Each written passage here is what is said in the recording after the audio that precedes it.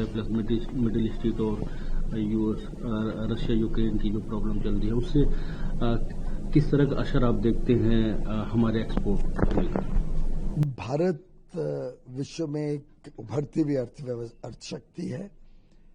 जिस प्रकार से हमारे निर्यातकों ने मेहनत की है, अच्छी गुणवत्ता वाला सामान और सेवाएं विश्व में दी हैं, उसके चलते इतने उथल पुथल के बावजूद भारत का निर्यात 4 से 5% बढ़ा ही है पहले 6 महीने में, जबकि पूरी दुनिया में कमजोर होते जा रहे हैं।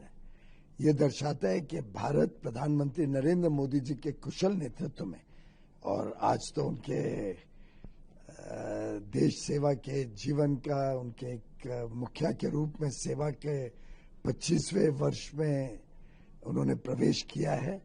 मैं उनको बहुत बहुत बधाई देता हूं और उनके कुशल नेतृत्व में भारत भी आगे बढ़ रहा है। भारत की अर्थव्यवस्था तेजी से बड़े कदम उठा रही है।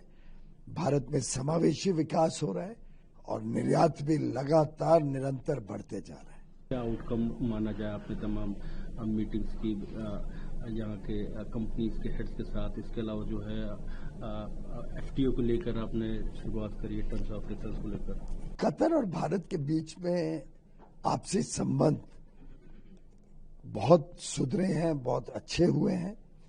यहाँ के राजा हिज हाइनेस अमीर भारत आए थे फरवरी में। उसके बाद यहाँ के मंत्री, वाणिज्य मंत्री भारत आए थे अगस्त में। अब मैं यहाँ पे आया हूँ। एक प्रकार से भारत और कतर के बीच आपसी संबंध, आपसी रिश्ते और व्यापार को बढ़ाने के लिए ये वर्ष मील का पत्थर साबित होगा। हम एफटीए की तरफ भी विचार कर रहे हैं कि हम काम शुरू करें।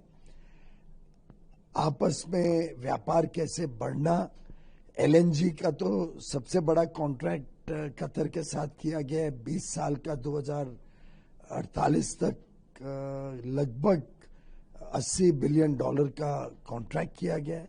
इसके साथ साथ 8 लाख से अधिक भारत के मूल निवासी कतर में सेवा कर रहे हैं।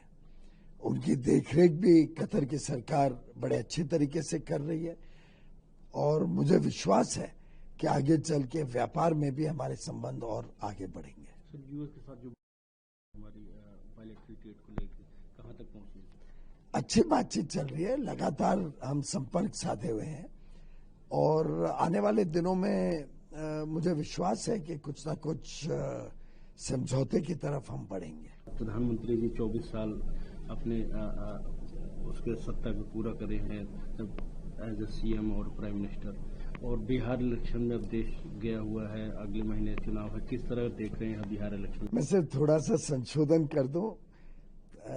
देश की सेवा, जनता की सेवा ही प्रधानमंत्री मोदी जी का मूल मंत्र रहा है। सत्ता उनके लिए कोई मायने नहीं रखती है। उन्होंने तो 50 वर्ष से अधिक देश को समर्पित किए हैं, जनता की सेवा में लगाए हैं।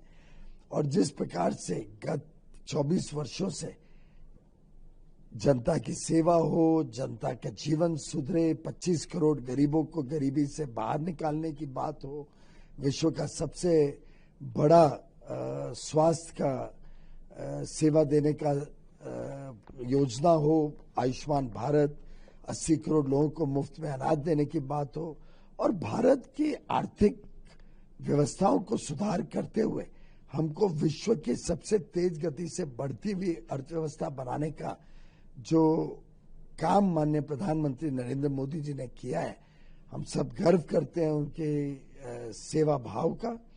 हम सब प्रेरणा लेते हैं और आज देश के 140 करोड़ भारतवासी माननीय प्रधानमंत्री जी को शुभकामनाएं दे रहे हैं, उनको बधाई भी दे रहे हैं 24 वर्ष पूरे होने पे, और शुभकामनाएं दे रहे हैं कि आगे अनेकों अनेक वर्ष उनके नेतृत्व में भारत तेज गति से आगे बढ़ेगा। बिहार की जनता सर किसको चुनने जा रही है? बिहार में तो लगभग निश्चित है कि बड़ी बहुमत से एनडीए की सरकार आएगी। माननीय नीतीश कुमार जी लोकप्रिय मुख्यमंत्री हैं। जेडीयू, भारतीय जनता पार्टी, चिराग पासवान जी की पार्टी, उपेंद्र कुशवाहा जी की पार्टी, हम सब मिलके, जितेन मांझी जी की पार्टी, हम सब मिलके एक अच्छी सरकार बिहार के लोगों के भविष्य को उज्जवल बनाने के लिए समर्पित भाव से सेवा देने के लिए माननीय प्रधानमंत्री जी के नेतृत्व में काम करेंगे और अवश्य जनता का आशीर्वाद प्राप्त करेंगे।